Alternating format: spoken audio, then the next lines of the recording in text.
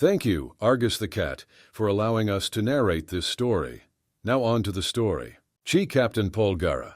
Shin stalked down the cold metal corridor in the inner depths of his ship. Jangar ships were designed like every species ships in a way that made sense to their builders. And so while his ship had the bridge midway down the spine for a commanding view of battle, and the shield generators situated nearest the fighter bays to screen them during launch, so was their brig here, deep inside the ship, so that anyone trying to escape from the lackluster guards on punishment duty here would have to fight through the whole ship to get to anything resembling escape. Of course, that meant that the captain had a long walk to interrogate a prisoner, but it was worth it sometimes. As Shin came to the one bulky door with a guard outside, he saluted and gave a dismissing gesture. The guard moved quickly to open it for him, either out of respect or simply bored enough to take any chance at work. The smell of the harsh cleaning substances used on the floors and recycled air of the hallway was replaced by a more lively scent as he stepped inside, the smell of heavy breath, body heat, and blood. Stepping into the interrogation chamber, he gave a shuffling of his neck frills, similar to a human sigh, but with the added cultural connotation of showing that one was comfortable enough to express that sort of relief. Comfortable enough, because they were in command of the situation. And the only other person in the room was strapped to a very unpleasant-looking chair. The human had been captured during a raid on one of their fleet resupply stations 2 days ago, and his presence offended the captain. He was clearly not a warrior. None of the layered muscle mass or implanted weaponry that they'd found on human marines. Instead, it had a mess of short blonde hair that reminded Shin too much of his own down, and soft eyes in a soft face that was, currently, bleeding.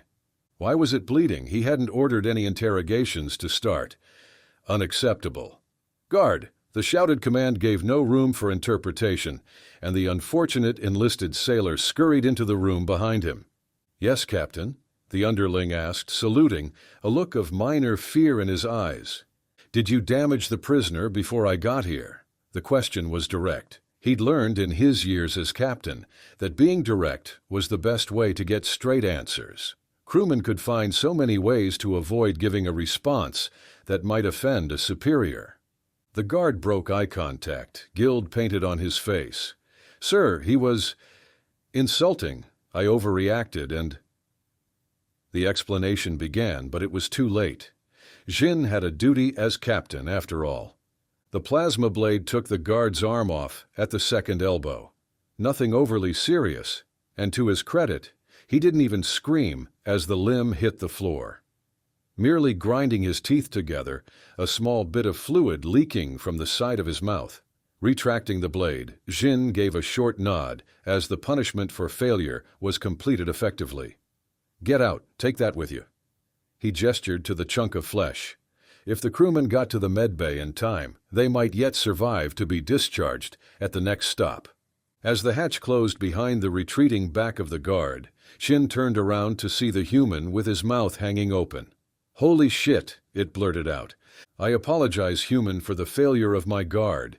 You were not to be damaged before interrogation." He may be a Jangar captain of a top-of-the-line battleship, and they may be at war with humanity. But there was no reason not to be polite. This human, though, seemed far less inclined toward protocol. "Fuck that. You don't need to interrogate me at all. I'll tell you whatever you want. Just don't chop my fucking arms off." Odd. This was not normally how interrogations with human military personnel went, and Jin said as much. "Why are you so eager to betray your people?" The human kept taking glances at the small box on Shin's belt from which the plasma blade could be produced, as he answered, "Man, I'm not trained to resist torture. You'll get it out of us anyway, so engineers are just trained to tell you what you want and try to negotiate release. Can I be released?" "No." The question was different, but his answer was not. "Worth a try," the human sighed. "So what do you want to know so you don't cut me up?" This was going much smoother than expected. With a bit of luck, he'd have something positive to report to his superiors without having to embellish anything. Well, to start with, tell me your name and function. I'm Engineer Second Class Michael Barclay. I work primarily on post-repair inspections. I'm kinda my crew's intern almost. I spend a lot of time doing paperwork, writing reports on problems with warship construction, that sort of thing. So would you be able to tell me about the human forces during the Second Battle of Valhalla? Information on their new weapons deployed there would be quite valuable. The human Barclay gave a confused look. I mean, if I remember the reports correctly, it was mostly just having an equal number of ships, and we still took heavy losses. I'm not an admiral, dude. He checked his datapad for recommended questions. Well, what about construction on new human dreadnoughts? Would that be within your realm of specialization? Oh yeah, I mean, kind of. We've been having trouble with fighter manufacturing since there's usability problems with the amp crystals we've been using. It's setting us back a while on the new carrier launches. Actual usable data. This would explain why their fleets had been seeing fewer carriers. What else could he get from this strangely helpful human? The repair procedures for your destroyer vessels. Are you retrofitting them as they are fixed from battle damage? Oh man. Despite the human's restraints, he still seemed to sigh with his whole body. You would not believe how much of a clusterfuck it is to patch up a destroyer. Shin unfurled a single shoulder tendril in interest, and either Barclay knew enough about Jangar physiology to know that it meant to go on, or else he was too caught up and did so anyway. The management is a nightmare. There's usually 3 people in charge of different parts of the project, and they never coordinate properly. It takes forever to get decent orders, so we usually just end up having to set up our own comms with other teams and working that way. It's a giant pain in the ass to actually fix anything. We're supposed to retrofit too, but the supply runs never arrive quite in time, so we work with what we have just to get it battle ready. That is fascinating. Are all engineering pursuits run this way? Barclay shrugged as much as he could. I don't know. I mean, I haven't seen any reports on it. It looks like it's just the destroyers because they're a lower priority. Shin made some notes on his datapad.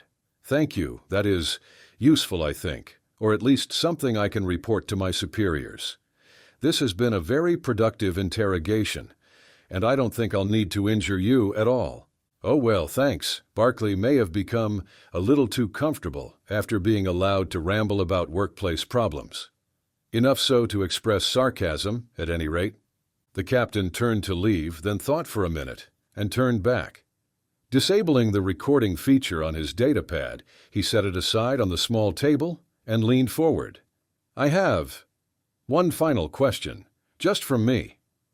Now it was the engineer's turn to raise an eyebrow. Yeah? How are you winning the war? The question was treason.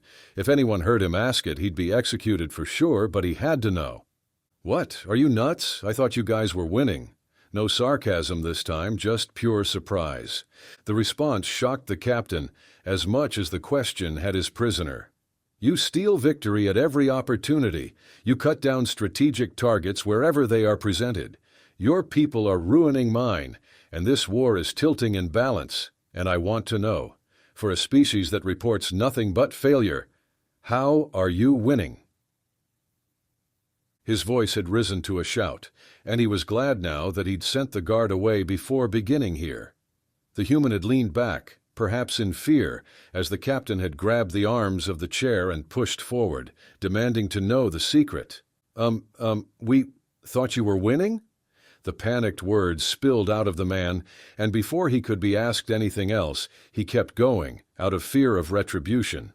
I mean, we have access to your datanet, and I'm sure you have some of ours, and yours doesn't have any propaganda or media or anything. It's all just victory reports and almost no loss mentions, and your maintenance guys keep everything in perfect order, and your tech seems about 50 years ahead of ours. And it's just a little demoralizing, you know? We're just barely hanging on, and you're crushing us. The captain leaned back, looking down on the somewhat pathetic engineer. He began to understand what had happened. What? He asked. Is your job? Your specific day-to-day job? Well, like I said, I mostly write reports on spot failure and battleship systems. Failure, reports on failure. The human kept trying to cower away from the captain's form, even though the restraints would never allow it. Yeah, so? And you are alive. Can I please stay that way? Captain Shin gave a shuffling as he stepped back. Do you know, he said in an almost conversational tone, speaking to himself as much as to Barclay, that I am missing 2 fingers? Memories of minor failures from my early days in the service. He paced for a bit, muttering to himself as the captive human silently watched in apprehension. Failures, failures. They report failures. Raising his voice, he turned again to face his prisoner. Do you know what happens to a Jangar that reports failure? Of course you do, you saw. That is not the act of a particularly brutal taskmaster. That is common. That is how the 9 Empresses decree it. Failure must not reach the ears of your betters. It must be dealt with personally, or when that cannot happen, it must be covered up, so no one can ever know your shame. That the human started, but the Jangar captain cut him off. Yes, that is why there is no propaganda on our datanet. That is why it is all real reports, and all utterly useless. That is why captains must often guess at what is wrong, or make foolish maneuvers to cover for flawed strategies. That is why you are winning. We all make mistakes, Barclay spoke with a steady voice, for the first time in the interrogation. Shin looked at him for a very long time. We do, he said. But only one of our peoples is bold enough to admit it. Tell me, what happens when you write your reports? They get filed with Fleet Command, and then a more experienced engineer designs the problem out of existence. An engineer's answer, but it made sense. The captain smiled. Of course they do. And they aren't punished or executed, so they become more experienced in things other than lying to their superiors. I understand. Too late, but I understand. He trailed off before going over and snapping off the restraints of the human prisoner. Massaging his wrists, Barclay looked at his captor. So, what now? Now I will submit the report of this interrogation. I will do my best to show the dangers posed by humanity without making the Jangar appear weak, and I will then await both my own execution and yours when the information causes us to lose ships in another fleet engagement. It will be a tiring week. Though I will try to keep you comfortable, this war has been foolish. I should not say that, but it doesn't matter much now. My fate is inevitable, I suppose. Barclay leaned forward, pulling something out of his boot. I mean, you could do that. He pulled back up, a small black box in his hand. Or, I mean, you don't seem like a bad guy. Maybe we could try an alternative to your shitty plan where we both die. What is that? Pocket knife. You really need to talk to your guards about proper search procedures. Someone should write a report. Yes, well, we've talked about this. Right, well, I mean, I was hoping to escape this ship and maybe get back to human space. Want to come along? I mean, if you're dead anyway. Shin looked over at the human, the man's eyes now scanning the room in a much more precise way than before, with a much more direct look on his face. The look of someone who was used to solving problems and recovering from minor setbacks, like being taken captive on an enemy warship. I don't suppose your military has a place for a now confirmed failure that's committed treason against a rival government. Ah, already going for an officer position, eh? Captain Chi Shin of the FSS Ascension into Redemption sat calmly on the bridge of his warship, crew busy around him.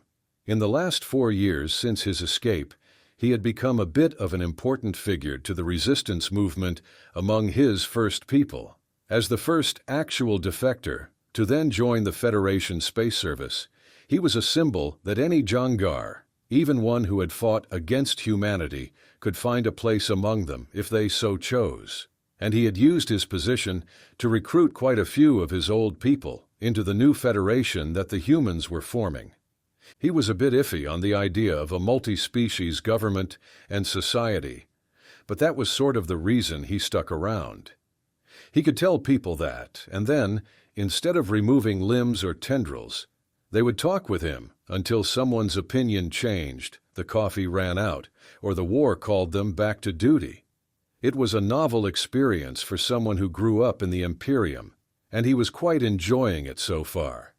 To the Federation's sailors on his bridge, he was known as Smiles when they thought he couldn't hear them, and he took a bit of personal delight in knowing that he didn't have to personally injure them for their words, which of course fed back into the nickname. Right now they were preparing for a battle. A Jangar fleet, one far too small for this fight, had just jumped into real space around Valhalla again, and Jin was the senior officer in the defense forces stationed here. Of course, after the heavy losses of the last battle, humanity had reinforced the guard post here to something capable of handling anything. The Jangar, naturally, had sent a basically identical fighting force, as no one would have dared suggest improvements to the last High Commander's plan. "Crew," he spoke out firmly and with a note of amusement, "we are about to enter a deathly dance with the enemy. Tell me, is everything perfect?" A few of the bridge crew cracked out in smiles of their own, this ritual of theirs now part of the ship's own culture. "No, Captain," came back a chorus of answers. "And is everything going according to plan?" "Of course not, Captain. Crew, tell me, how absolutely infallible am I? We don't trust you with anything more dangerous than string, Captain." That last line was different every time, and he'd noticed that they seemed to have a rotation of who got to deliver it. He was wondering if they drew straws to decide. Shin smiled broadly as the enemy warships moved into engagement range. "Then everything is right with the world. Helm, move us into position, and let us begin."